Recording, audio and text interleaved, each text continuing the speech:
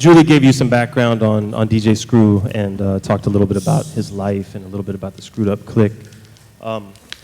Screw came here from Smithville in the mid-'80s, and he'd already begun DJing in Smithville, but it was here that he really started to hone his craft. He befriended DJ Chill. He was on the south side. He was making regular mixtapes around this time. He was DJing in town, DJing at parties. He was DJing at Club 808, Boomerang, and had a regular gig at a place called the Midnight Hour. And so he was making regular speed mixtapes. People would come by his house. They would purchase these tapes. They were personal tapes. People would come by and drop off a list. He'd put it in the shoebox, or they'd page him. He'd call them back, write it down, put it on the list, and distribute his tapes that way. Now, around this time in the late 80s, throughout the 80s really, through the late 70s and throughout the 80s, the hottest mixtapes in town were done by a guy named Daryl Scott.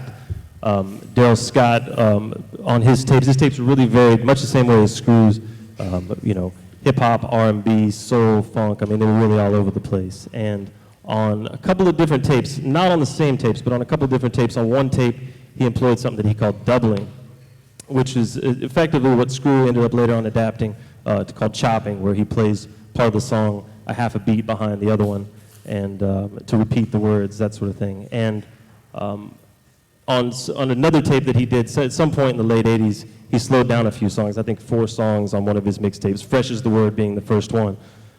So on Scott's mixtapes, this was a part of what he was doing, but it wasn't his whole thing. But in the early 90s, Screw, really through experimenting with equipment, he had a 4-track that he was using because he and DJ Chill shared equipment, and so they each had one turntable. Sometimes DJ Chill would have to run out, take the other turntable with him, and so Screw was left with one turntable and a couple of tape decks and a 4-track.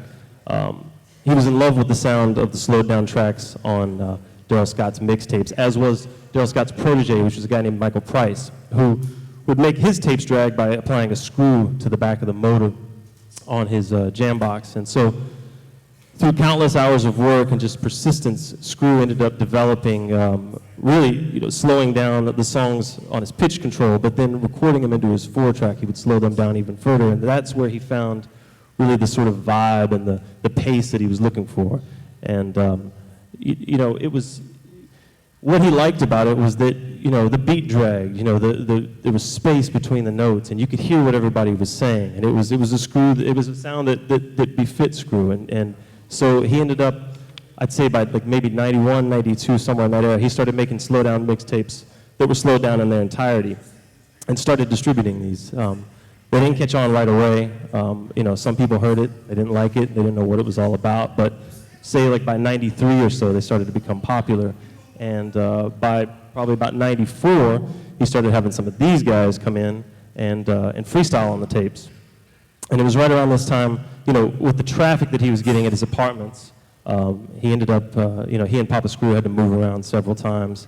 And by 94, Screw ended up getting his own house over on the south side, in South Park, the east part of South Park, over on Greenstone. This is the house that would later become known as the Screw House. And it was here where the sessions really started to take root and the tapes really started to take off, because the city finally had a voice. They had voices to put with these tapes, and they had voices that were talking about streets that they drove down and neighborhoods that they knew and places that they knew. And, Screw was sort of, Houston's Wolfman Jack. I mean, he narrated the tapes. It was a broadcast, and it was something that really reflected Houston. It was the sound of Houston. I mean, our weather, our traffic, and our, I guess you could say our vices were apparent on Screw tapes. And so by 94, 95, the tapes started to really take off. These guys became superstars in the hood, and superstars really all over the city. And cars would come line up around Screw's house. He couldn't make enough tapes to sell. He was selling thousands of tapes a week. He had to dictate certain hours when people could even come by and purchase the tapes. And eventually, new faces started to come in. The Screwed Up Clique was really taking shape.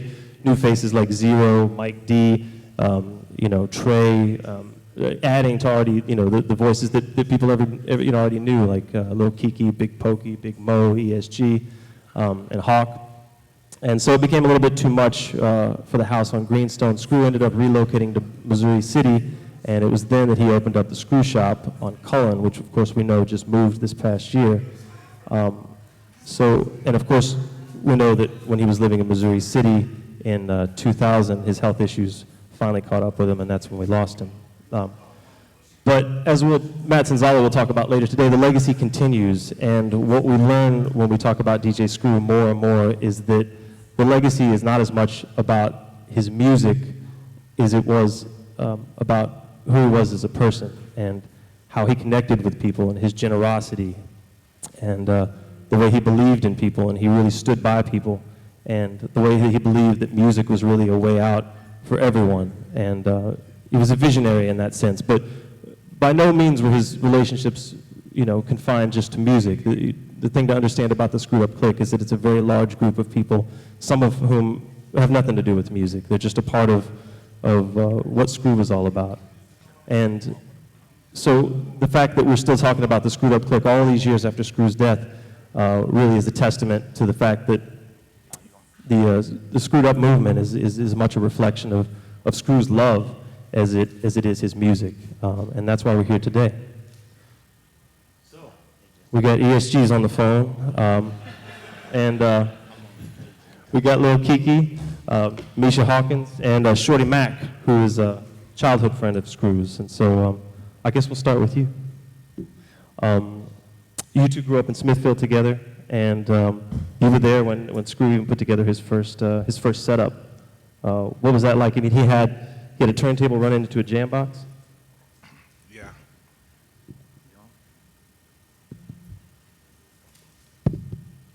Yeah, he had what happened was we had went to see Breakin'. His mom took us to see Breakin'. And we left out of the movies, and only thing he noticed was the DJ Ice-T had with him. So the whole way home, he was saying, man, I can do that. I can do that. I was like, yeah. So a couple of days later, we was walking down the street. He had a jam box, and the handle broke on it. He took the jam box home, took his mama turntable, and connected it to the jam box some kind of way, and he made the AM FM little fader thing. He turned that into a fader. It was a guy up the street that was DJing at the local club named DJ Darryl Butts.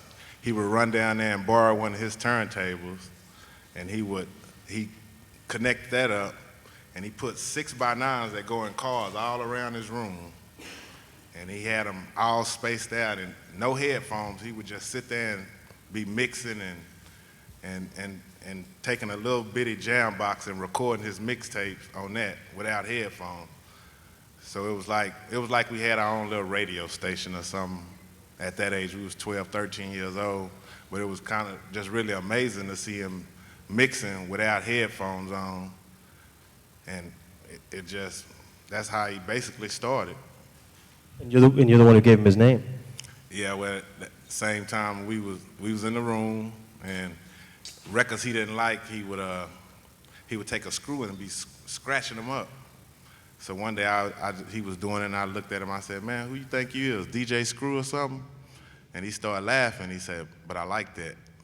So he really just kept it, and he just ran with that name.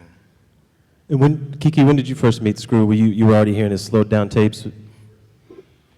Oh, well, my first time meeting Screw used to get his hair cut by my barber. My barber name was Steve, and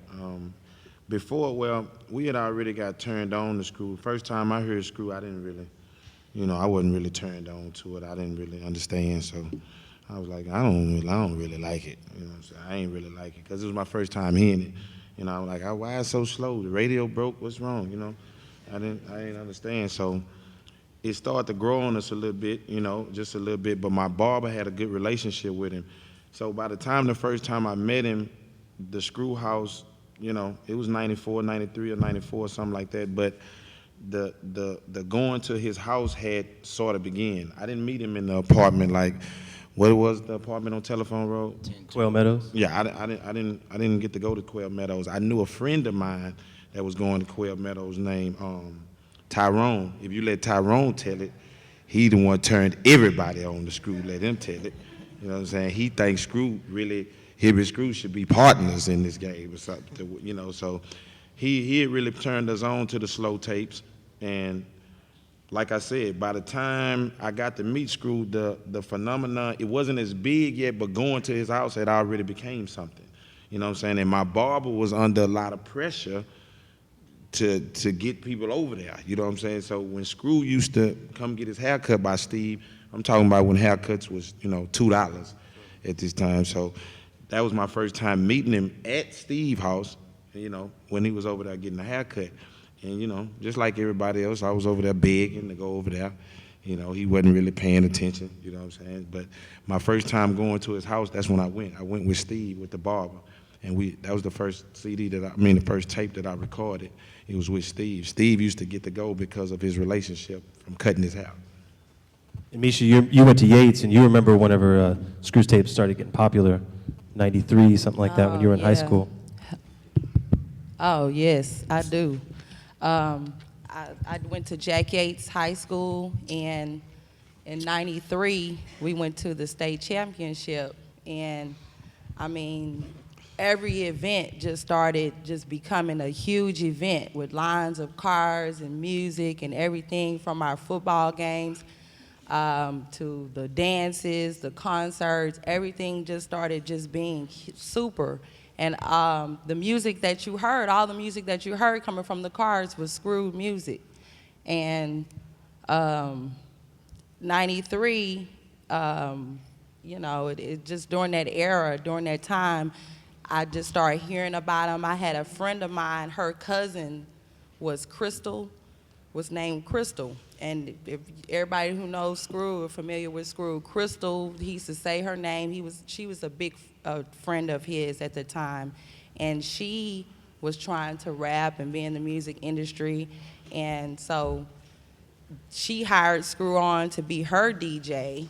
And so her and Screw were very good friends. And by me being best friends with her cousin, I started becoming affiliated with Screw, and just from living in Third Ward, going to Jack Yates, you know, being around the guys and everything, I started becoming familiar with the music, and DJ Screw's music.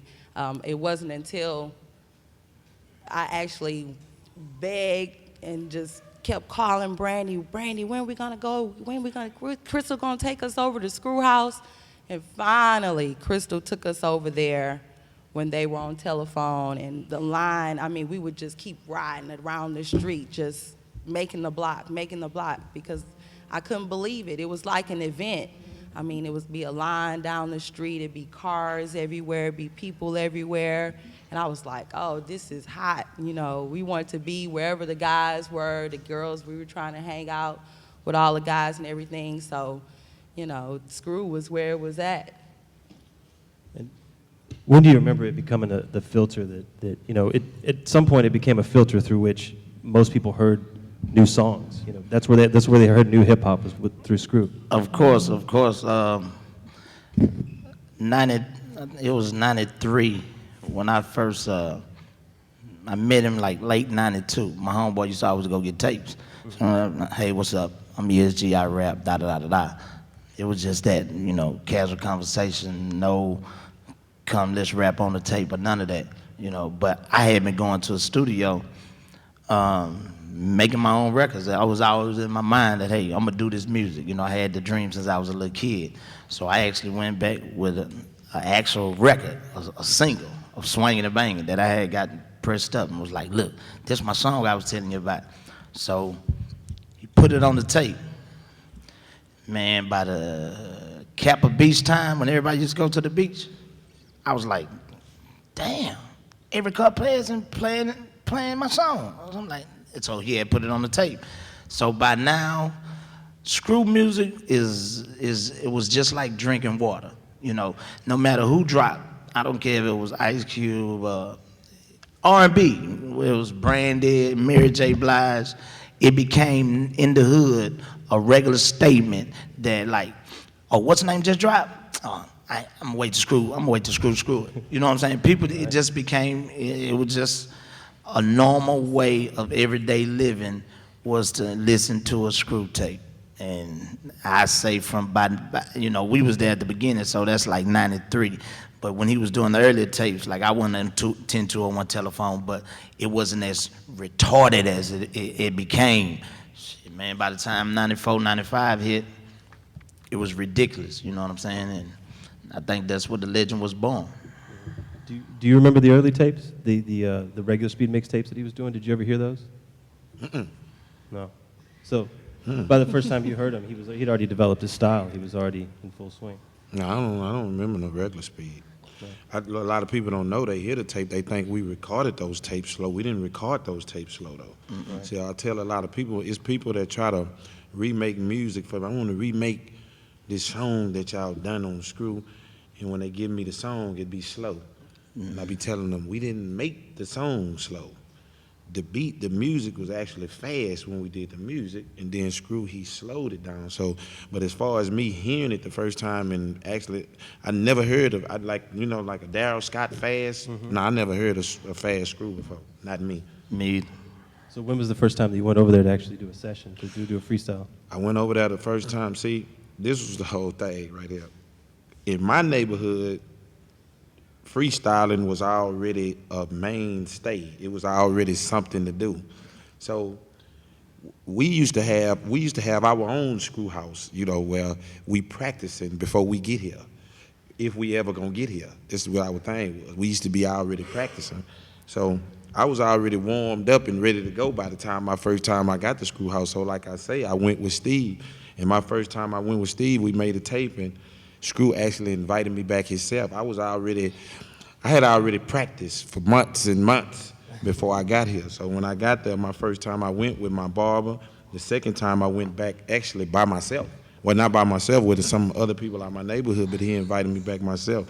And I told myself that each time I go to Screw house, I'm gonna make my first, second, and third impression my best impression to make sure that I come back. And my first, second, and third impression was real, real good. And from that point on, I caught the bus to Screw house the second time that I went, by myself, the real Metro bus. I really caught it, like with Donnie on the bus, you know what I'm saying? So the first time we went, we been about 5 or 6 people in one car, 3, 4 in the back, 2, 3 in the front. We went like that. So, and then the second time I caught the bus. So it was real, real early. And then from then on in, it just started. I was a mainstay from that point. Somebody had to bring you over there the first time, didn't they? Yeah, they had to bring me over there the first time. My barber, Steve, he brought me over there. But you had to be introduced. Yeah, but I had already met him at Steve. See, he used to come get his hair cut. Steve, see that right there? That design? Steve probably did that design.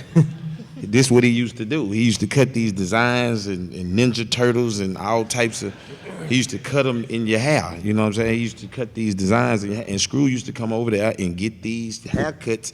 So the word to be in the neighborhood, Screw coming, Steve gonna let us know. Steve was his house was the house in the neighborhood where, the shooting dice going on, the barbecue, it's 100 kids, and now it's running in and out.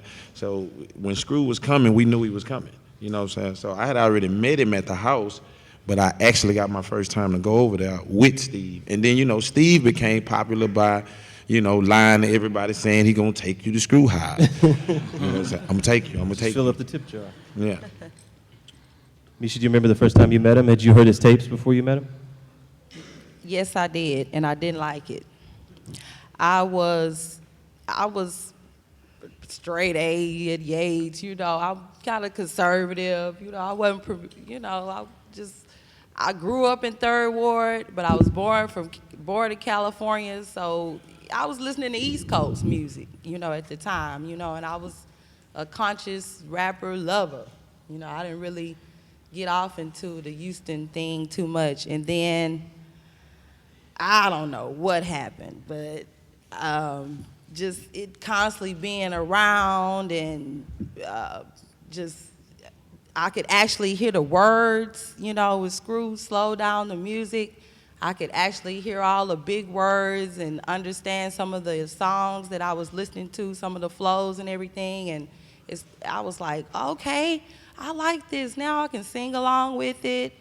And the culture just started growing. It just took over. But with Hawk, I know I want to talk about he always talked about how Pat went over to Screw's house first and rapped, and then, you know, with them being so close, them being brothers and them being so close, you know, if Pat was doing something, Hawk was gonna do it too. If Hawk was doing something, Pat was gonna do it, you know, and so that's the type of relationship they had growing up, you know, as brothers. They were just very, very close.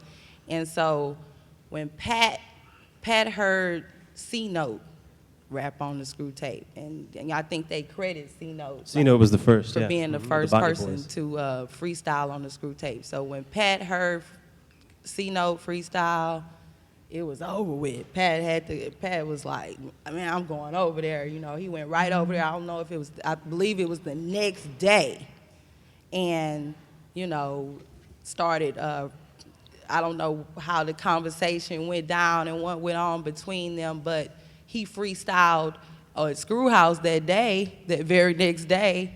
And so then after that, he came home with the copy of that. Once Hawk heard that, it was over with. Hawk was like, oh man, I can do that too. You know, they always competing as brothers. He's like, man, I can do that, I can do that. So that is how both of them, you know, got inspired to go over there and start rapping and everything. But I didn't like Screw, and then, you know, but it was just, it was all around me, you know.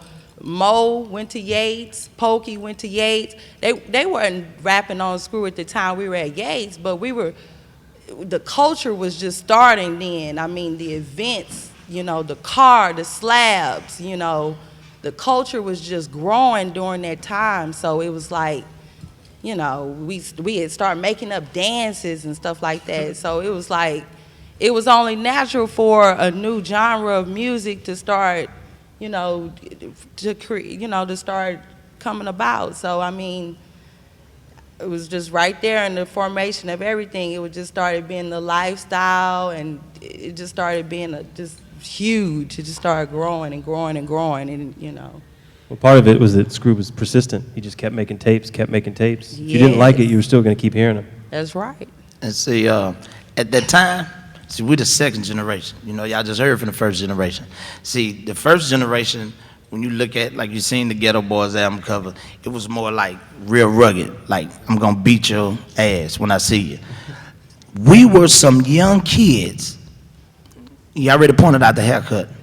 It was a fly Southside thing. You know what I'm saying? We had all the fresh J's, Air Max, George, Guess, that's all we wore, you know what I'm saying? We was live. The way we talked was totally different. Fat Pat and Key, everybody, was a Southside thing.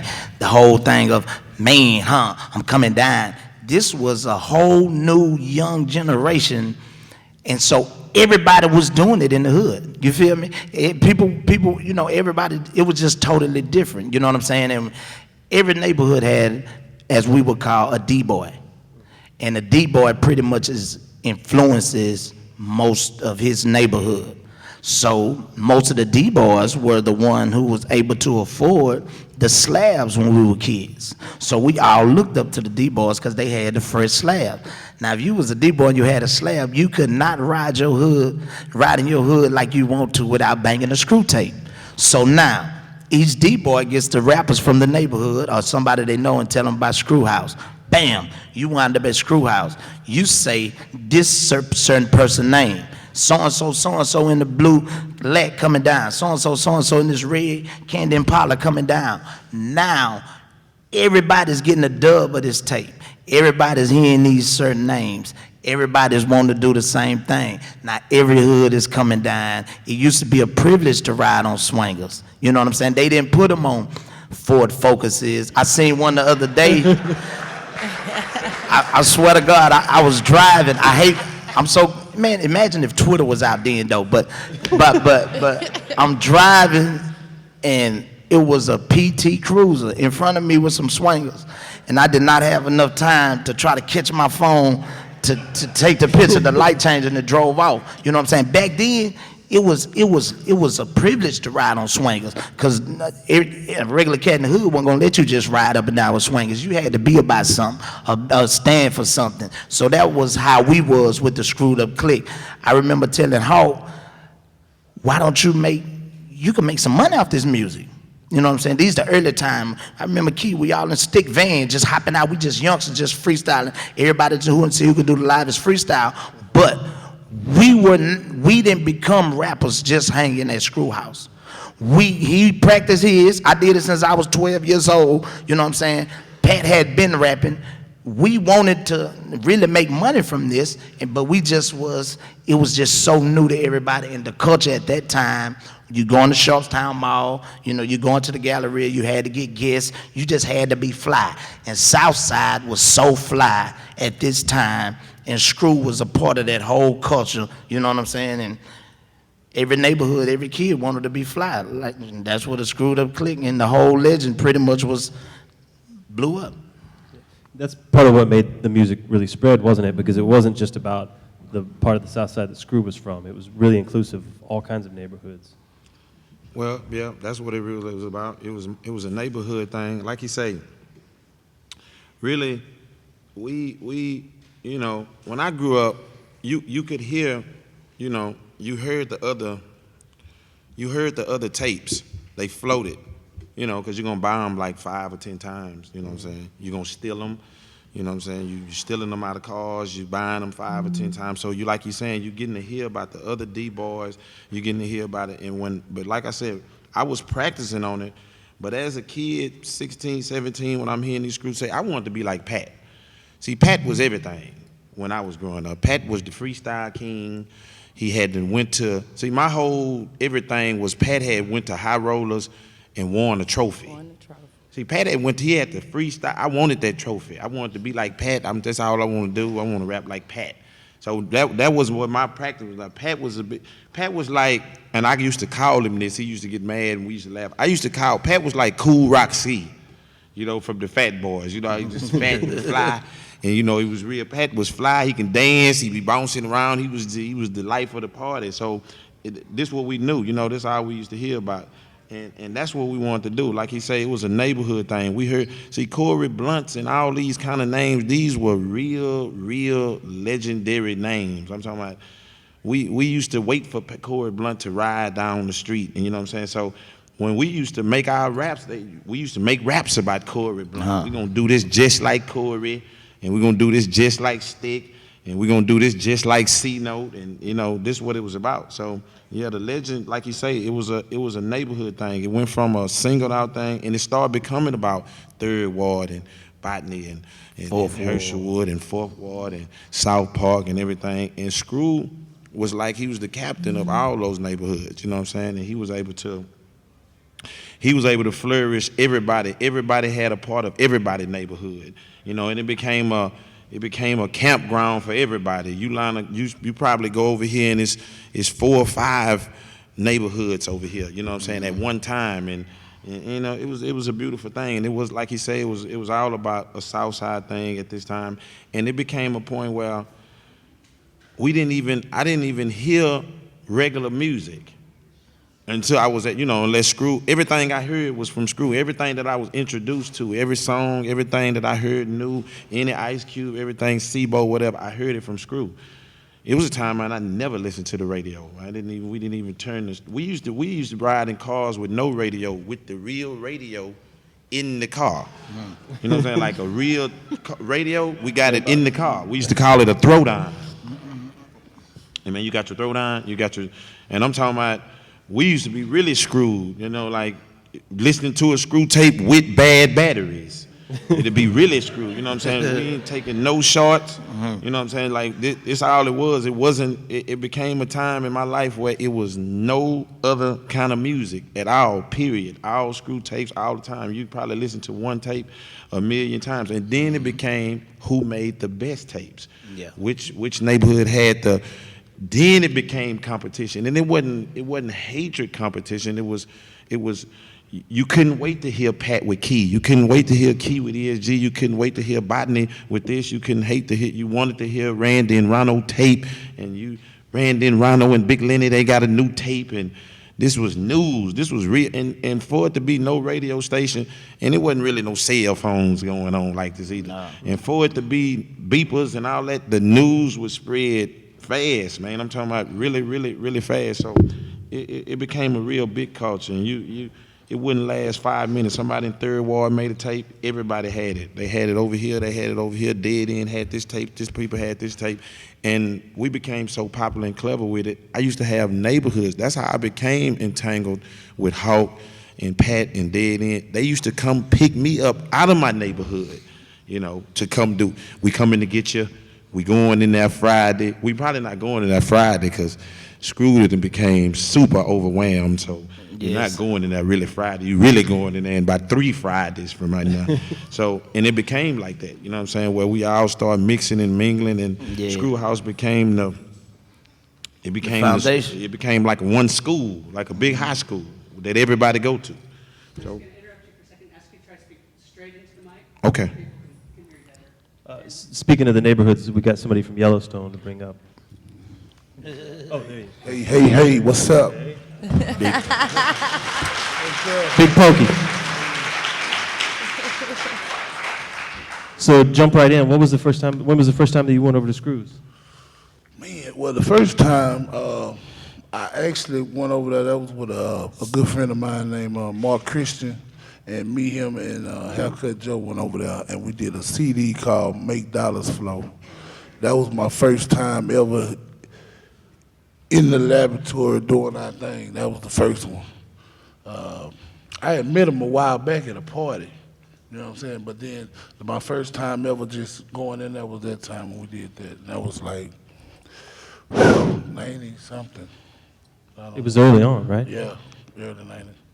And what were the sessions like back then? What were the sessions like back then? Were they long? Were they, At we hear about these 3-day sessions. At Screw House, the way it went in was you came to Screw, like, and you submit your list or whatever, and then when he get ready to do your stuff or whatever, he gonna, get all the songs, line them up, put them on the CD, and then if you were gonna flow on your CD, then you'll come over there on that day, and then you'll lay your flow either at the beginning of your tape at the end. He'll save a slot for that, and then you'll do that, and then he'll finish it up slower, then you'll come get it. So you can, like he just said, like, just the average Joe Blow couldn't go knock on Screw door and say, hey, I'm so-and-so, I want to make a Screw tape. You'd be like, man, you get your ass from out here. It wasn't like that, you know what I'm saying? You had to be, in that circle or know somebody who's going to bring you over there to introduce you to him. And then you got to go to the format of the protocol. Screw broke up a lot of relationships. For real. If you go at 2, 3, 4, 5, you set for 5 that day, you might make it home 5 a.m. or 6 a.m. Yeah. And that's how it was. That's true. All-nighters. All night. You might make it home at noon. Noon, all-nighters. The sessions would last days, wouldn't they? Oh, God. Jesus Christ. These tapes that these people in love with, y'all, these were hell. This was hell to do. This is what people love. I love that free. Man, if you know how many times we turned that beat on and did that about 17 times, Screw, and fell asleep. We went to Jack in the Box. The Jack in the Box run was a 2-hour run. Yeah. And Screw didn't do anything for us. And the sun that came up. Yeah, man. It was history. It was a beautiful thing. But what we put into that, especially when the tapes came out, where we did all freestyle, where the whole tape is a freestyle tape. Yeah. Ooh, forever. Wasn't no computers. The thing about it, what used to be the greatest thing about that was when it was finally over, the anticipation to get ready to get this tape. Yeah. Man, you can't do nothing, man. You can't work, you can't sleep. It's gonna take him about a week to get it back. Yeah. It's like this was really like dropping an album to us. you know, we finna get ready to drop an album. It's on. We got a release date, and we feeling it. You know, you can you getting clean to go pick up that tape. You putting on new shoes. Yeah. You getting clean. You getting everything, and because it's finna be real big, and it really was. It put in a lot of work to to get it done. Now, Screw doing his even a regular tape, one that wasn't freestyling on it. It was some work to put into it. Screw ain't the fastest man in the world, but his craft, man, it was a beautiful thing. When it got through, you couldn't wait. The anticipation was really high. So it was freestyles, but he would do multiple takes. He'd get you to do it over and over again. It wasn't really Screw. It was us. Start it over. Yeah. Then, put it back in. You gotta do it all over Let's again. do it again. Let's do it again. You couldn't press and say, I'm gonna start from right here and keep the first half. No. Screw used to have to stop you. No, man. We keeping this one right here. Yeah. We gonna keep this one right here. You wanted it to be perfect, which you doing this off the top of your head, so it ain't gonna be perfect. But man, we done it so long till people like ESG and Pokey and Pat, we started to stand out. It started to sound real. It started to really sound like a real song. Like the first time I met Pat, we done a song and it was called Funk on Your Mind. This was like a real song. Like this was like it. Man, Pat was man. You can look at the picture though. You know what I'm saying? He's never. You know what I'm saying? At that time, you might meet a guy. You figure if a guy's a big guy, he might want a big girl. Shit, not that bad. picture right there is saying how I am. I'm the coldest. Yeah. I want a little bit of bright, thin, cute, pretty woman. That's just how I was. Pat, you know what I'm saying? He was Pat super used to duper hold fly. his mic. Pat used to freestyle with his mic between two hands like this. He used to hold it like this, and he used everything about Pat was to the top limit. I'll tell you. And man, Pat crazy. I'm talking about you. I am Screw Highs. I'm the toughest. And this is what's going on. Everybody in here need to get on my page. And he was kind of more natural with it. You know what I'm saying? Like, It wasn't forced. Yeah, we had Swag. to break It into was just being swag. natural, because everybody looking. Everybody that's in the house, it may be a crowd like this, and you got this mic and everybody looking. And see, don't get it twisted. Maybe there may have been 200 people we know that has rapped on Screw tapes. We didn't become famous just because we rapped on Screw tapes. We really put in the work. You know what I'm saying? And like you say, we made our flows sound like songs. That's the reason we was able to venture off into our career. But a lot of people rapped on Screw tapes. Oh, everybody tried to flow. It was really more passion driven. We was really doing something that we love to do. You know what I'm saying? Screw he would love to be a DJ, a mixed DJ. He turned us on to a lot of music, West Coast. I never knew nothing about Cash Money. And he the one turned me on to them. And blew them boys up out here just through his music. You know what I'm saying? So, with Screw, it was a blessing, but it's a mean movement, man. And just in that whole environment, man, in that house, you know what I'm saying? And everybody ain't got a chance to get in there. See, that's the whole thing about it. Yeah. A lot of people wanted to get in there and could get in there. And, to be in there, you had to be somebody. And, but, man, we had some nights over there, some nights turning to days and coming out at 2 o'clock in the afternoon. And you was just in there about 7 o'clock at night. Yeah, that's some time, man. We did a lot of tapes that didn't happen. Yeah. Other people, we went in there for long nights and they didn't happen. The vibe, it didn't happen. He didn't put them out. We didn't do it. It just didn't happen.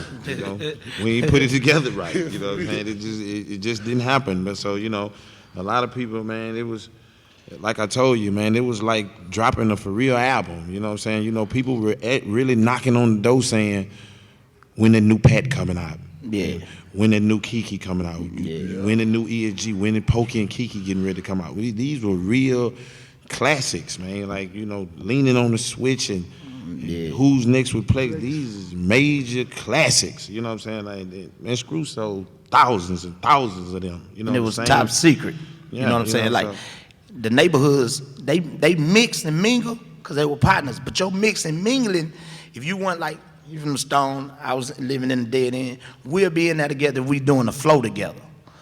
But the neighborhoods didn't mix in the inside. You got to mix on the outside. Because Kiki, he didn't want you to know what instrument he was going to use. Pokey didn't want you to know his list. You know, that's just how it was. You know what I'm saying? It was friendly competition, but making the screw tape was a privilege. You know what I'm saying? But one thing that it did do, even though, because at one point in time, man, you know, South Park people were messing with Third Ward people and stuff like that, but everybody knew Screw, and a lot of people got to messing around just on the strength of coming over there and getting to know each other, and then it came beyond that. You know what I'm saying? So he really brought a lot of people together through his movement, and like now today, you know what I'm saying? These is people that is, you know, that's really influential and important in our life, and we have made relationships. We know kids, our kids know each other, kids, and all that came through that umbrella. Through that DJ You know what I'm saying? So, You gotta understand, this was right after the fighting era.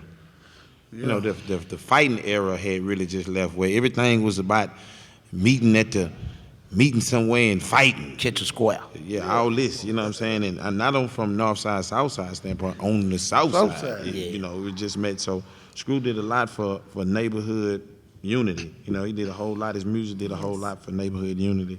He really brought the whole south side together way much. And you got to meet more people. I can't say without Screw I would have met Randy and Rhino or Poking them. You know what I'm saying?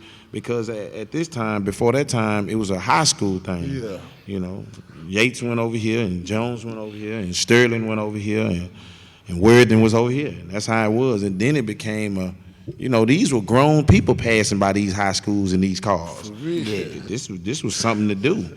You know what I'm saying? I used to walk out of my high school and get picked up by Stick and all these type of people. That used to be something real major to me to do. Cold about it be some of your hype that running over We there got you in the van one day. I still remember we picked you up in the van one day. When I got my car, I started going about high school.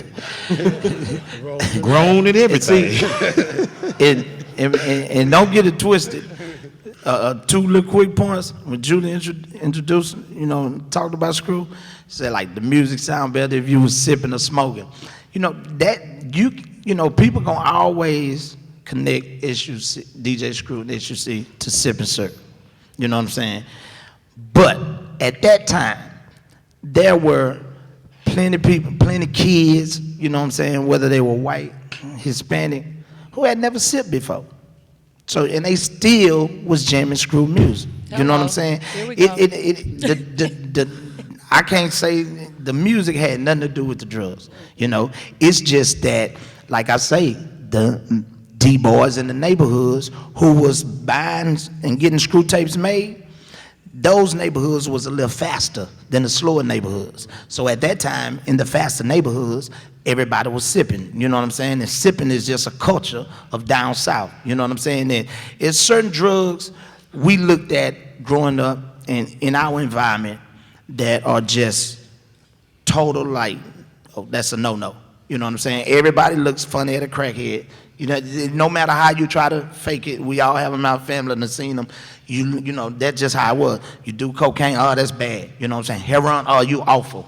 But if you sipped and smoked, you were accepted, and that just was a cool thing, and it just grew and just got so big. And down once you have the passing of Big Mo, which has nothing to do with sipping, strictly health issues. The same with Screw, he had a stroke. Nobody ever had a stroke from sipping. Those was real health complications. Pimp C's sleep apnea had nothing to do with just sipping.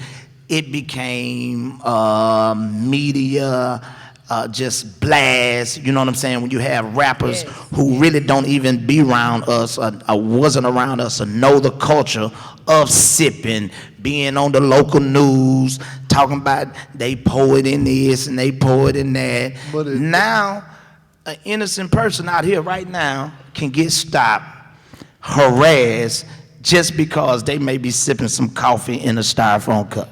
You know what I'm saying? So I think it would have still been screwed, would have still been screwed. The SUC would have still been SUC, and people sipping would have still been sipping, even without DJ Screw. I mean, you know, That's like, right.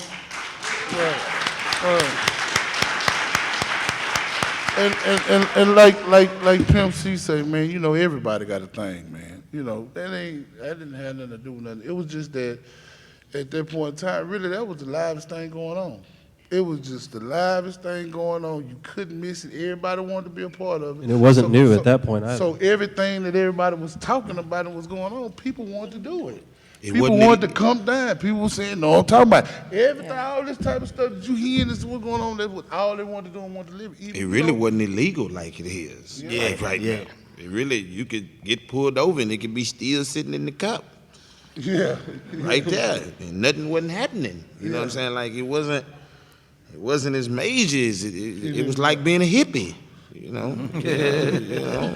Wasn't being a hippie the thing to do? Exactly. Sippy. You was a sippy. I just want to say. What people don't know is my uncle and them, all the people before us, they swear that we wasn't doing nothing that they hadn't already. My daddy Ain't doing was. nothing. We already was doing that, man. We was drinking it straight out the bottle. Y'all ain't doing that. Yeah. They was already saying that. They was already saying that. We just syrup and soda this was a screw tape, syrup and soda. Soda, man. A big time screw tape too. Ask Randy, you know. This was a big time screw tape, syrup and soda. And man, everything was, what ended up happening was, and I think, like we was just talking about, we took a culture in our neighborhood, our 5 to 6 neighborhoods, and whether you believe it or not, it wasn't about Houston, it wasn't about the north side, it wasn't about the east, it was really about these 6 or 7 neighborhoods. What we were doing in these 6 or 7 neighborhoods, the people that was having cars and having money, it wasn't about the radio station, it wasn't about, we really lived between this vicinity of people. Everything that was happening in this circle, that's all we cared about. Everything about the beach, everything about every club, everything about everywhere we went was about these 5 high schools. Worthing, Jones, Yates, you was from one of them vicinities. So what ended up probably hurting us was we didn't really hear the outside. We didn't hear it. You know what I'm saying? It didn't register. Like you being on the outside saying, they over there, they tripping over there. We didn't hear you. Didn't care though. We didn't care. We had enough people. This probably was a group of 500 people. And these 500, 600 people were the most important people because they kept, you know, like he said, it was D-boys and it was more D-boys. It was steady coming, Cloverlands and Sunnysides. And it was just about these people. So it was hard for us to hear on the outside with somebody saying something about syrup is killing them and we didn't hear you.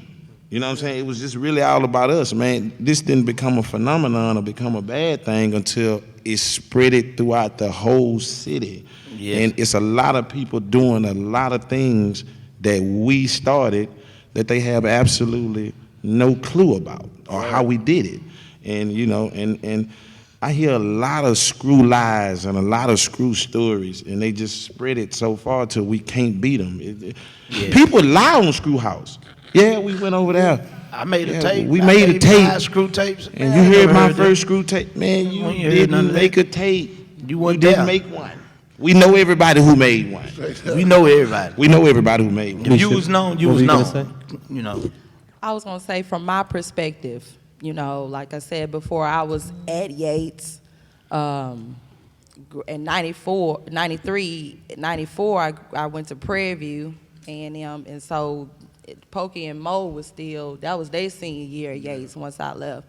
And then, you know, so I wasn't sipping syrup. I had not smoked weed at that time, you know, or any of that. And at that time. At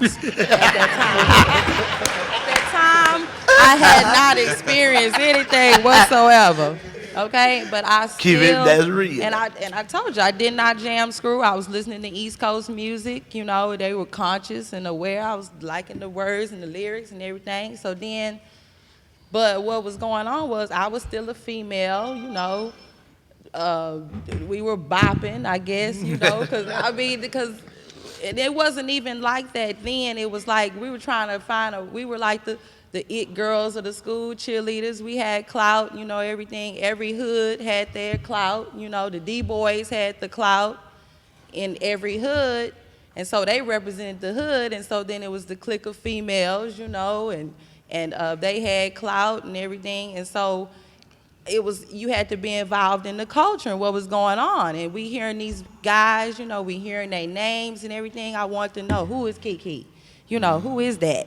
You know, so I had to go to the Capitol Beach to find out and see who Kiki was and meet Kiki and, you know, and stuff like that. So I was at the event, you know, I wasn't sipping syrup, but I was listening to the music, you know, and this was the music from our neighborhood. This was the guy I could turn on and say, oh, that's my homeboy. You know, I know him. Oh, yeah, I remember when I was at Kappa Beach. So I was able to relate and identify with the music, and so that made me even more so want to listen to it even more, you know, to see, oh, that's my homegirl. I know her, you know, I know this person. Before that, that had not happened. You know, I had been able to turn on any music to say, oh, I know this person, I know that person. So, you know, you start feeling that. Also, I just want to say to these guys, you know, that are up here, these men, sorry. You know, I'm honored to be up here with these men. You know, these men, from what my husband went through, the things that he's gone, the time we were together, just looking at all the things he went through, working and staying upright and doing this and doing it, going here, going there, doing this, still changing Pampers and making bottles and everything that he come home from concert and clean up the house. You know, from that aspect, I just want to say to these men, I am honored to be up here with you all. These men were self-taught in this business. Yeah, ESG been rapping, Kiki been practicing, Pokey.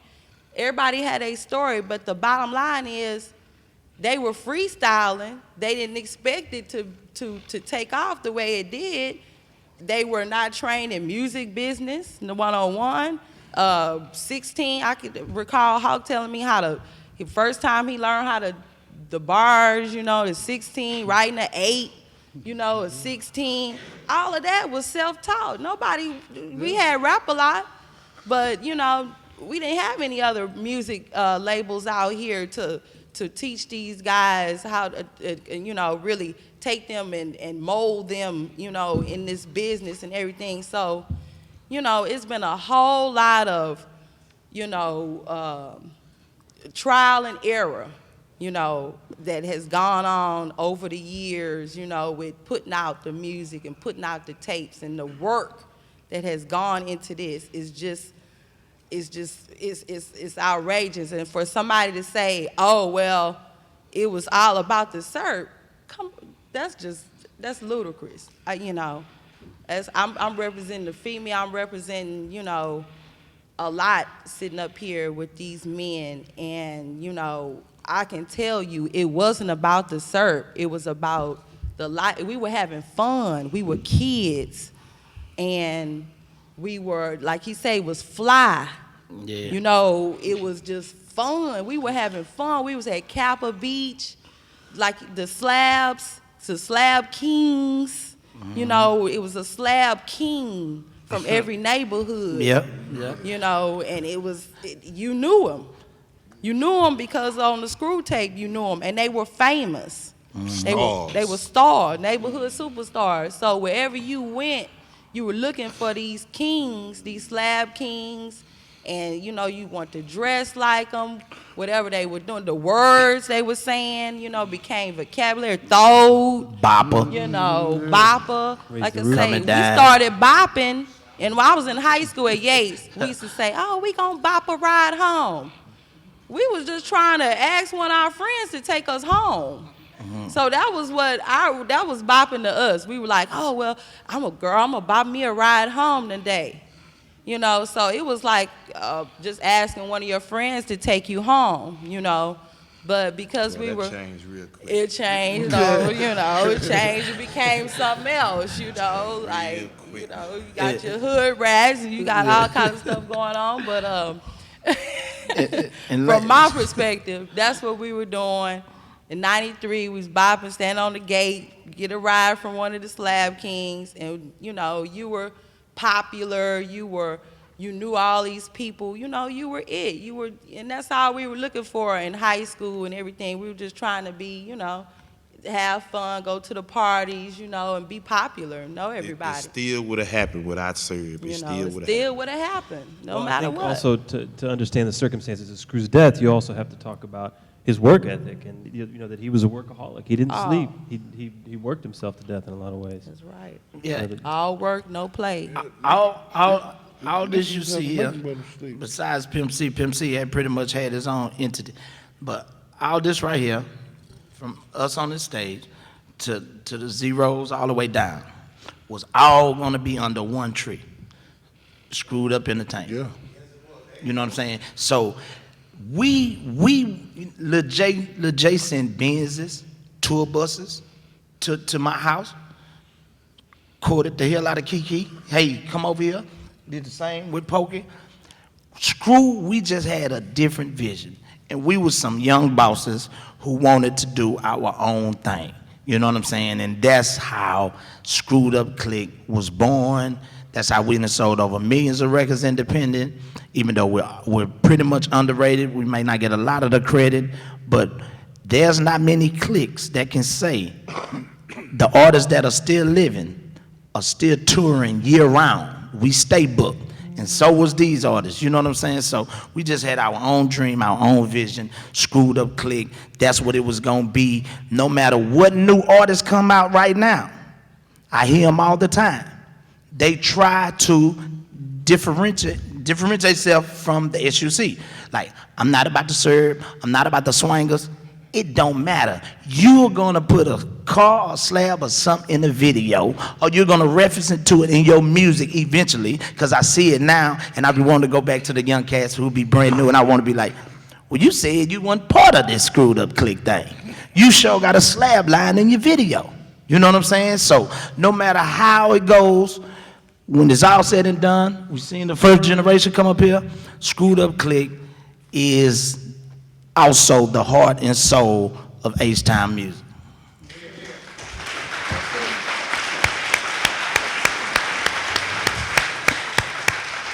So, Shorty Mac, you were in Austin in the mid '90s, and you were Screw's distributor up there. And so, talk about when the first time Screwed Up Click came to Austin, which was for a lot of people don't know that was their second home. I mean, this was very popular there. Well, I was coming up here making trips, doing different things, and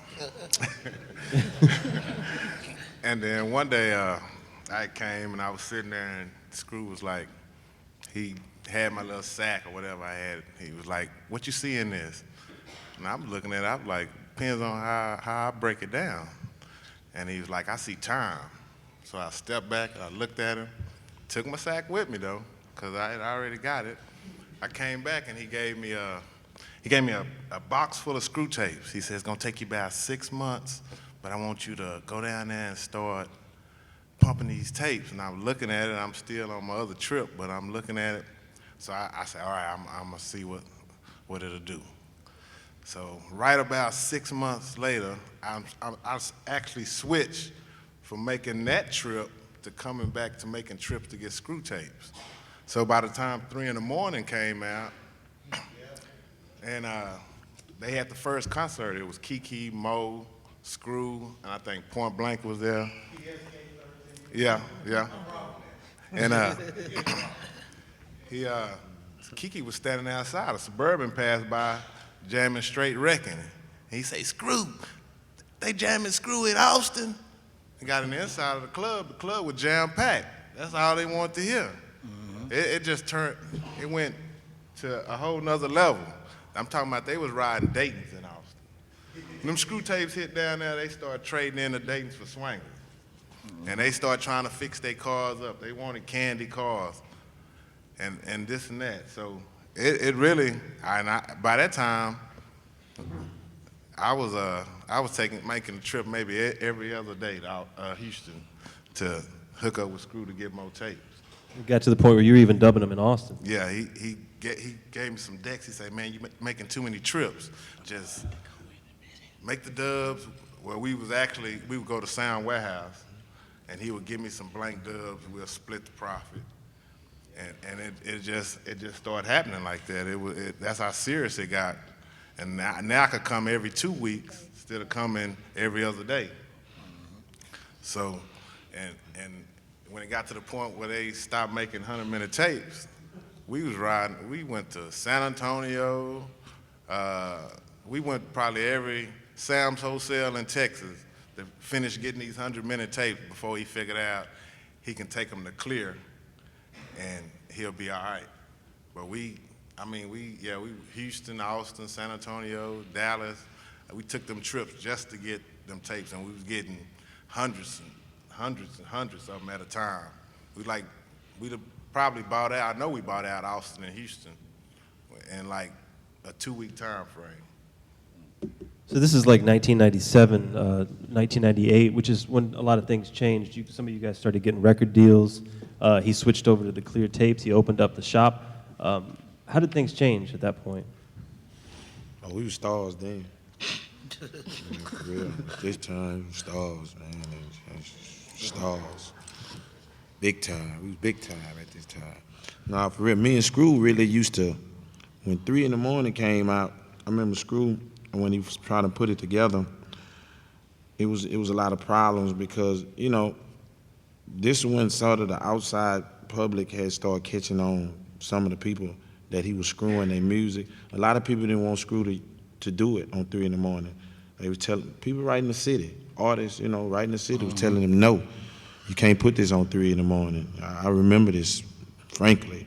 So Screw had to change that tape a lot. That's why it ended up with most of us on it, with point blanks and C notes and all that. I remember when he was first putting it together, we wasn't even asking him to do a flow. This was Screw really his first kind of like record deal. He was really finna get ready to put out Big time records. He was gonna put one in the store. That's what we're gonna call it. We hadn't really been in the stores like that. He was gonna really get to put one in the store. He was gonna get the autograph signing, and this was big. And we all used to be laughing, saying, "Man, Screw ain't gonna never get that tape. Man, Screw gonna take it forever to do that 3 in the morning." Because it wasn't that he was just that slow. Screw had his own.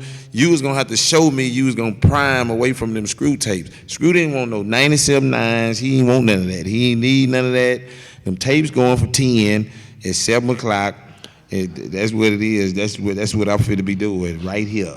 You know what I'm saying? So when he got ready to do his tape, he had a lot of Ice Cubes. He had a lot of everything on 3 in the morning. It was a lot of when Russell was calling out to these people and reaching out to get these clearances, there was a lot of people saying no. And, in this city saying no. Everybody wasn't really just fond of what we was doing, you know what I'm saying? So there was a lot of people saying, no, you ain't finna rap over this beat, no, we ain't. It was really going like that. So I remember begging Screw the whole time he was doing it.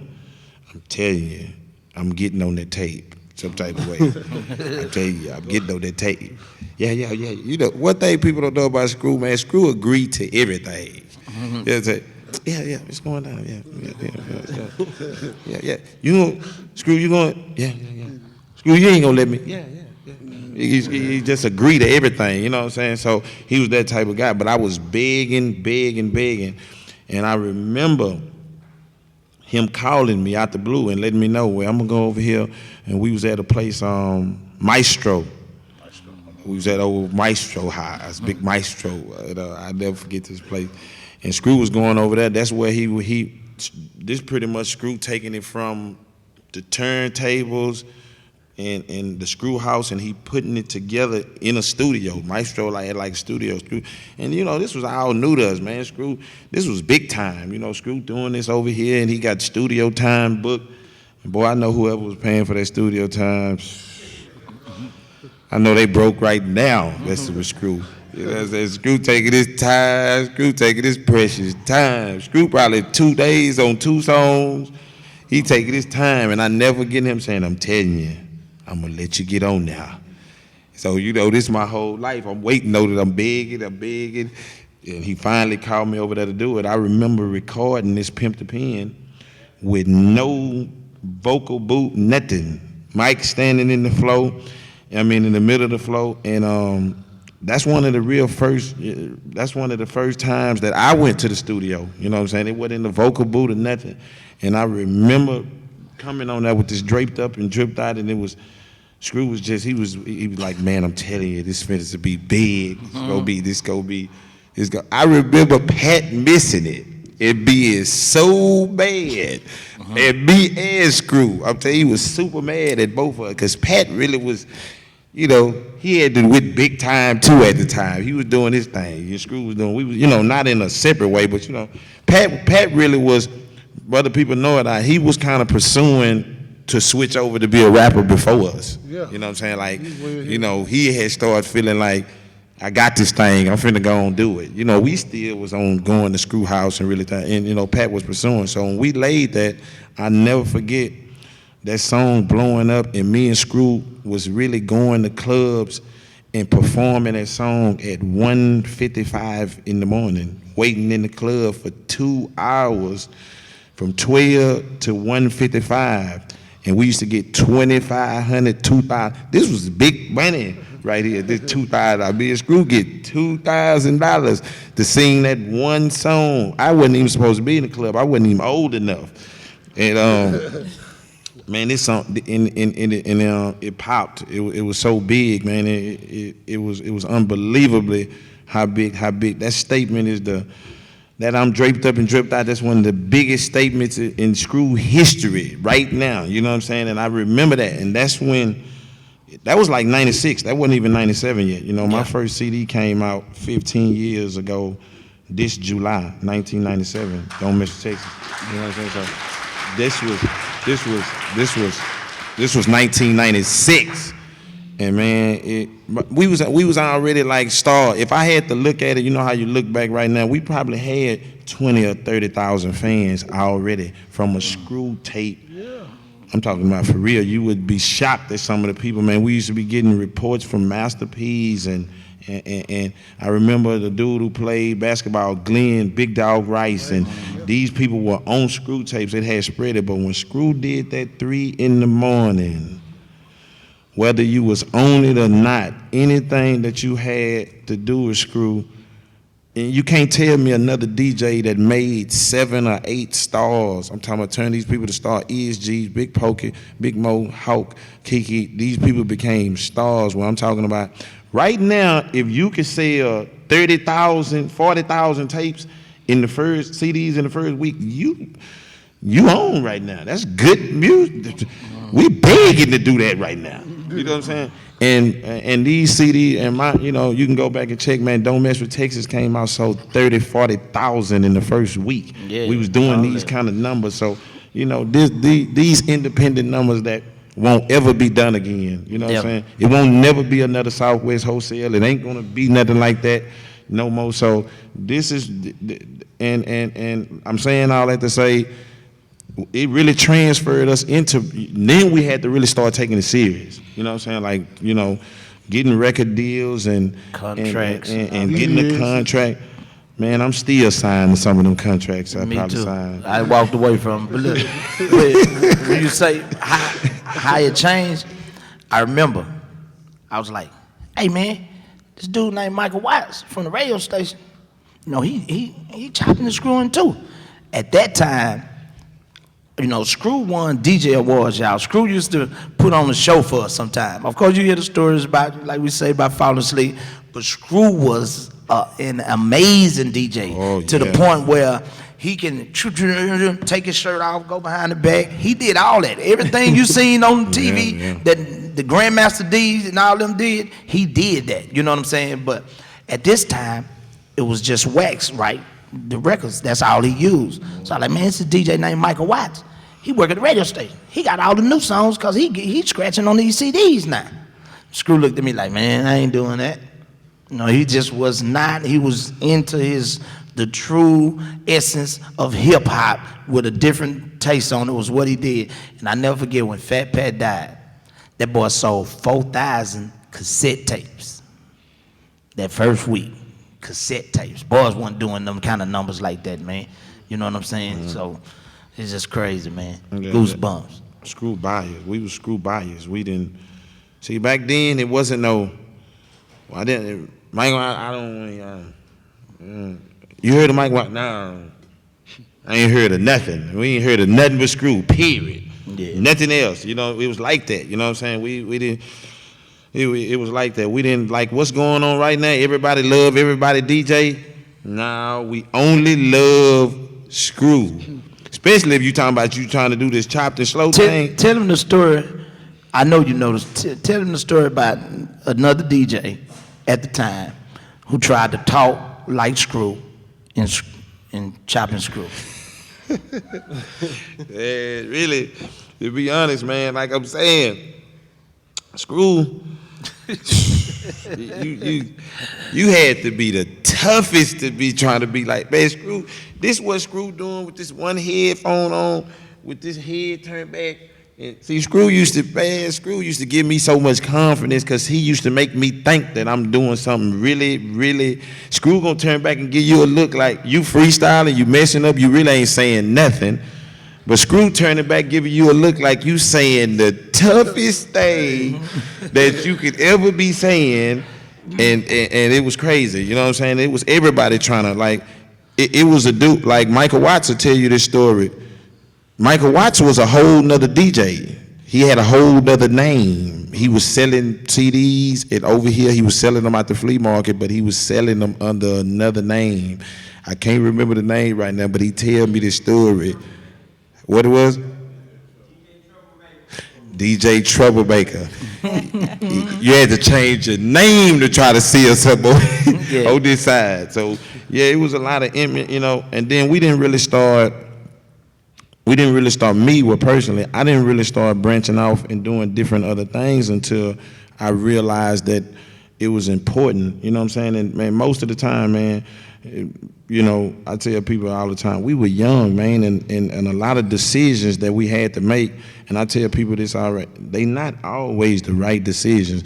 This just, you know, it's just a different game. In the rap game and in the music game, the decisions last a little longer. You don't get out of them as fast as you get fired from a job and you get another job next week.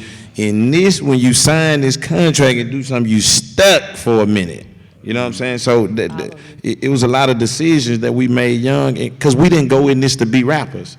See, we didn't get coaches, and I went 5-10 years with no manager. I didn't even know what a manager was. What is a manager? What he gonna do? You know what I'm saying? Like, I just need them to call me and give me the money, and that's all I need to do is pick it up. What he gonna do? You know what I'm saying? Because when I tell people, even when I done Don't Mess with Texas, when we done Southside, the video, I didn't do it. We didn't do CDs to get record deals. We was still in the frame of mind of doing music for these 500 people. It had spread out a little bit to Austin. I didn't go in this to be like a rapper. I went in this, you know, to be in the throatest freestyler and catching up with Fat Pat. You know, it's people who really wake up, and I never did a demo before. I never did a talent show. I never did none of these things. I went straight from Screw tapes to doing independent CDs, which it hindered us sometimes. I tell people this thing hindered us sometimes. It's people, you know, people in New York, in California, they wake up to Def Jam, it's down the street. They wake up to Capitol Records, you can just get in the car, and Columbia is right across the street. We didn't wake up to that. You know what I'm saying? We waking up to real independent music. We didn't wake up to big time beats. We were so good at what we do, we would get the first beat we hear. The first producer up off the first beat, that's it right there. Give me that and I'm gonna make a song. You know what I'm saying? We didn't go into a mind frame of, and to come out of that still selling millions of records, sound scanning millions of records. If we had the mind frame that we had right now, I tell people we were all before our time. Yeah. This music, that's why people still Don't Mess with Texas. I sold 1 million records, independent, and on iTunes, Don't Mess with Texas is still my biggest seller to today. The music is timeless. You know what I'm saying? And it's just how it is. He can tell the story about the DJ. Don't tell it, man. I ain't telling it. I ain't telling it. He skipped the DJ. The DJ name, I remember. I see LD out there. I think I remember. DJ name was AK-47. Man, why you got to do that? I'm just saying. But the way Screw used to talk, you know, know what I'm Clear saying? Coming talking about. That's the way Screw talked. So the DJ was making the same, making Screw tape, chopping, and talking real slow. So I never forget getting to it. They all loaded up. Like, where y'all going? We're gonna look for this DJ AK-47. You know what I'm saying? So you know what I'm saying, man. For those who really don't know about Screw, no rap artist ever came to Houston that was major. I'm talking about major, even bigger than us, that didn't try to get to Screw House. Every major artist who came, once they got to the radio station or did their concert, they was always, do you know how to get me to DJ Screw House? That's Master P. I was there when Master P knocked on the door. This was the broke Master P. We was there, man. We was there. Screw didn't even let him in the door. We talked to him from the outside. He stayed outside. He had one of them, you know, like the AKA, the little nylon jackets. Yeah. He had on one of them with the no libero there. So we stayed at that. Screw was there. Oh, that was somebody named Master P. He was right outside, man. 3, 4, 5 years later, he was the real Master P. And we was really, I was thinking Screw should have let him in. Hey, the craziest a couple years part about that, man, when I was a blend, man, one of my partners from Austin, and he was telling me all about Master P. And I would be putting him on Screw tapes. And he'd be like, man, what's this here, man? The music slow down, what's going on? And I'm like, man, this man on here talking about, what all this is? And the craziest part is like in the midst of all that was blowing up. And when P blew up, it kind of made me look back at him like, oh, he kind of knew what he was talking about. And the same thing on my end. When he got back out there, it was crazy when I talked to him again because he was like, man, you told me, and I sat there and seen this whole little thing, but didn't even know, man, everybody on this stuff back there. And it's crazy because, like he said, man, we ain't coming this thing. I ain't never thought I'd be paying my bill out no rap game. Never. But I ain't mad at it neither. But you know, man, I dropped the tape one time, and I came home from school. And my homeboy just pulled up in the middle of the street and see me, so he jumped out. He was like, man, I heard you on that tape going out. So I'm like, what tape you talking about? And I can't remember the tape, so when he told me the name, so I was like, hey, you heard the tape? Man, everybody got the tape. Nigga, you jamming. So that was like one thing that kind of just showed me that, man, this is something else. And when I got to Abilene Christian, I was playing ball. And we was in a D-line meeting after football practice, and they got some of the dude that was hooping, and they were really trying to recruit him real hard, man. And the whole time, the boy was playing me on his earphones and stuff like that, and he heard that I was at the school, and they came and pulled me out of my meeting or whatever to meet him and, you know, autograph him off and all that type of stuff. And that kind of right then, man, kind of showed me, man, you know, where it was headed. And then, like, in the midst of that time, I think that's when Key dropped that Don't Mess with Texas and all that. And so now we was going from an underground thing to a mainstream thing, man. And it's just like right before your eyes, man. But, you know, God is good, man, all the time. And it was that movement was just unbelievable. But like I say, man, we was in there. It was just a lot of passion driven. And like right now, with the things that we know now, you know, like they say, experience is the best teacher, man. So the things we done been through now, and going through that stuff and all the music that we drop, like he say, man, a lot of the music is timeless, man. You know, I still right now can go get 3,500 right now and go perform Hardest Pit in the Little, and I dropped that in 1999, man. So, you know, it's just a blessing. This is a big movement, man. And, man, Screw he really covered a lot of ground with this, man. And it would just come from doing something that he really loved and he really wanted to do, man. And turned a bunch of people into stars, man, and celebs, man. So, you know, I like this here, everything that's going on, man, it's very much appreciated. I appreciate all y'all and all the fans and all the support, man, for supporting this movement and supporting everything that he believed in and we believed in and keeping it going. You know what I'm saying? Because, you know, like I say, man, he changed a whole game and a whole avenue out here, man. And I'm just blessed to be a part of it, man, and just wanted to keep going, man. So y'all keep on supporting it. You know, we got music out there. Y'all keep going to get it. You know, we just gonna keep representing it. And we, it's very rare when we get to, shed light on the good side of DJ Screw or just Screwed Up Click in general. You know what I'm saying? But since it's being documented, you need to know that there's so many people that's unknown that's a part of the Screwed Up Click. You know what I'm saying? I'm talking about there's so many people that helped his life, helped with making us stars. A lot of them are in the building right now. The relatives, kinfolk, they still, Big Bub and them still pushing the Screw Shop to this day. You know what I'm saying? I'm talking about there's just so many people that's dying with the Screwed Up Click that you just don't know about, because they're not rappers. You know what I'm saying? And, I salute Julie, Lance, everybody, Mako, everybody who did the research for this, man.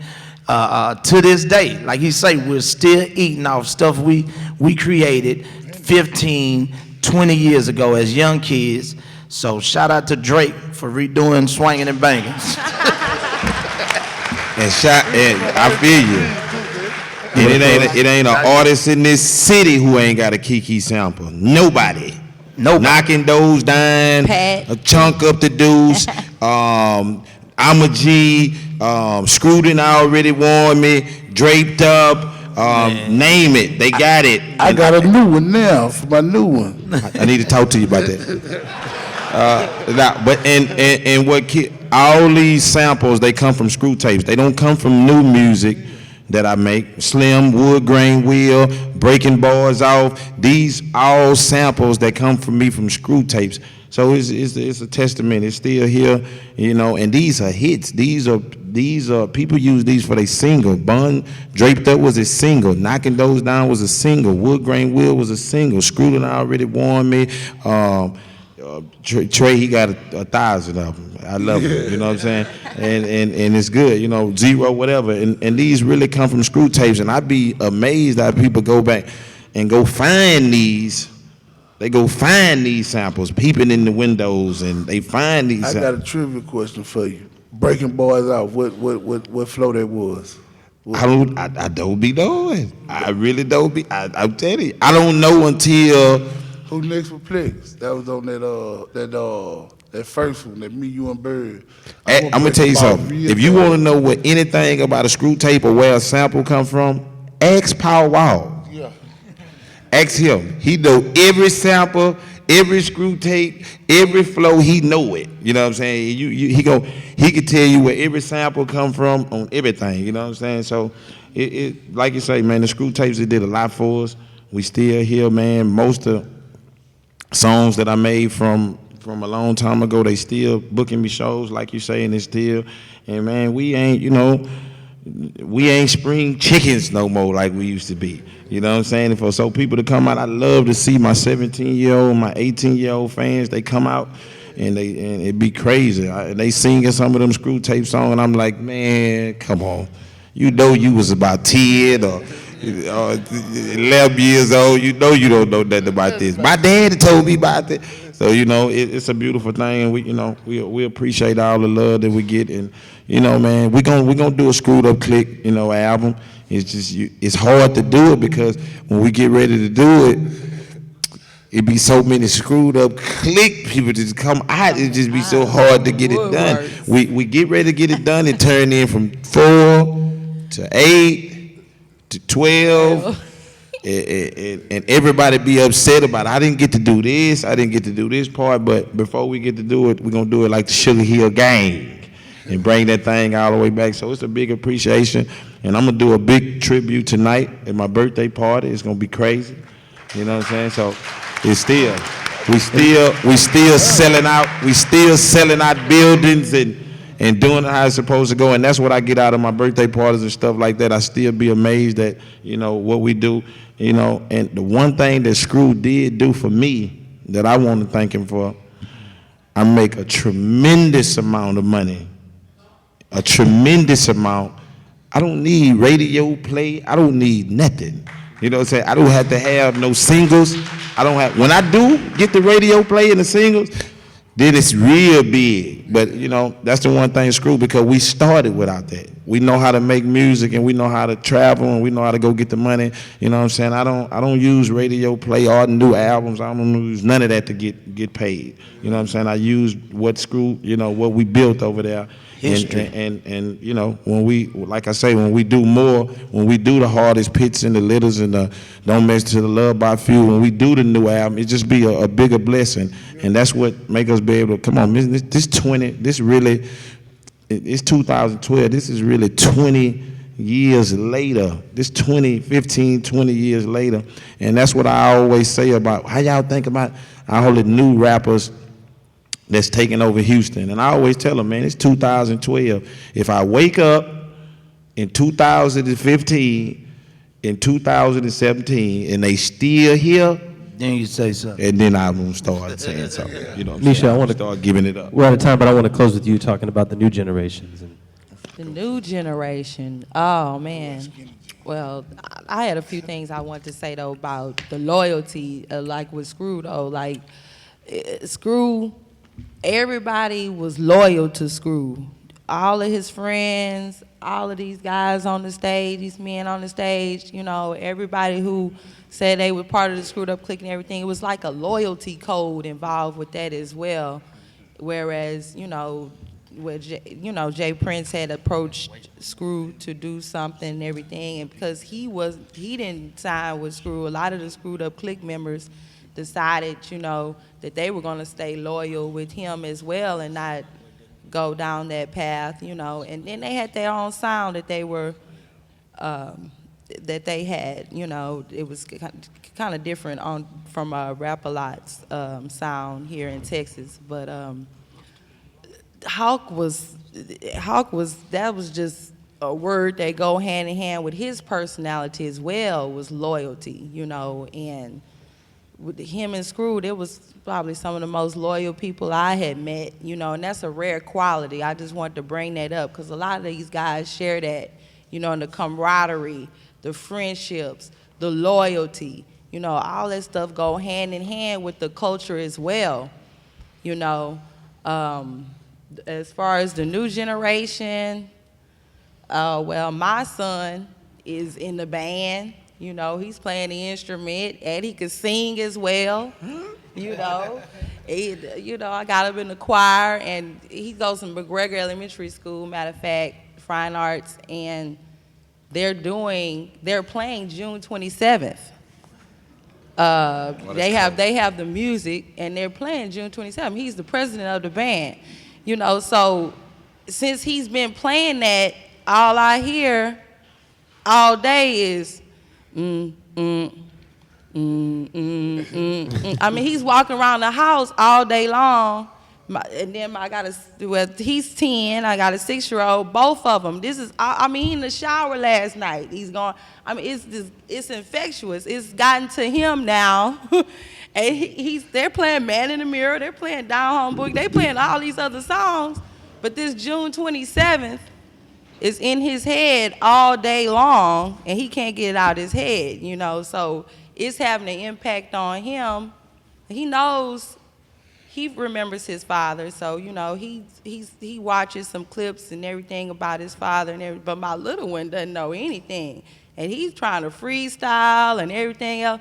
And I have them all in my house. And Kiki, my 2 sons, and Kiki got his 2 sons coming up. ESG got Young B coming up. Pokey got a girl. He got a girl. But just seeing all of the kids you know, their influence as well with their fathers having, you know, done this and everything. It's amazing. So it's gonna be a whole, I call them the baby screwed up clique. It's gonna be a whole new generation of screwed up clique going on in a little while. And Trey with his son, and they, like Kiki said, it's being sampled. They sampling him, every flow he did, Pat, Hawk, everything they did, they taking it, they sampling it. The words, though, like talking about the new generation coming up, they might not be saying Kiki flow or Pokey, what he's saying, whatever. They not saying the flow verbatim, but they saying inside peanut butter, outside jelly. They saying sitting sideways. They saying throat. They saying all these different things that they said first. You know what I'm saying? So you got to give credit. That's why we here right now. You got to give credit where credit is due. These people said this stuff first. Kiki said draped up and dripped out first. You hearing it over and over again right now, but these are the creators. These are the people that started this. You know, so when Julie contacted me to do this panel, to do this whole thing, I got so excited. I was just so excited. I've traveled around. I've heard people say, well, who is Screw? What's the real Screw? And all this and that. And I hear all this different, you know, conversation. And nobody has their facts straight. Nobody has the correct information, you know, about Hawk, about Pat. You know, these legacies are not being preserved the way they should be preserved. You know, these guys are not getting the credit and the credit for saying these things first and the credit for doing these things first. They're not getting this type of credit. So when Julie said, oh, okay, we getting ready to do this, put this collection together, I was like, it's about time. I'm ready. Let's do it. Let's do it. I was very passionate about it. I want to see everybody on this stage get the credit they deserve for doing the things, saying the things they want to say. Another thing, I want to go back. I'm sorry, but I had to bring this up because they was talking about the rank, and Hawk and Pat could rank. Kiki could rank. These boys could rank. When we get together, man, I'm in tears. I can't even be in the wrong room with Hawk and Kiki at the same time because they ranking 24/7. So this is how this started, you know, with the ranking, the jokes. It's jokes right now. I can't even say to anybody, probably to Kiki, because he gonna get it, because he know the type of jokes we used to say back in the day in Pokey and stuff, and how we used to do. And it was just a whole creation of things. It was our individuality. You know, we being different. You know, we creating something new. We creating something new. You know, we doing all this different stuff. These guys, man, I'm so passionate about this, man. I get upset, I get angry, you know, by my husband, everything, Pat, everything these guys created. I'm just grateful to be here. Thank you. Love. Thank you. Thank We're you out of time. man. Getting this credit, man. Finally. It's overdue, man. I want you to get weak on me. Stay strong, baby. That's what I'm talking about. We're out of time, but everybody should know that the Screwed Up Records and Tapes is open again, and it is in Hiram Clark, and you should check it out. Already. 100. Where the cafeteria? I don't have no more tickets.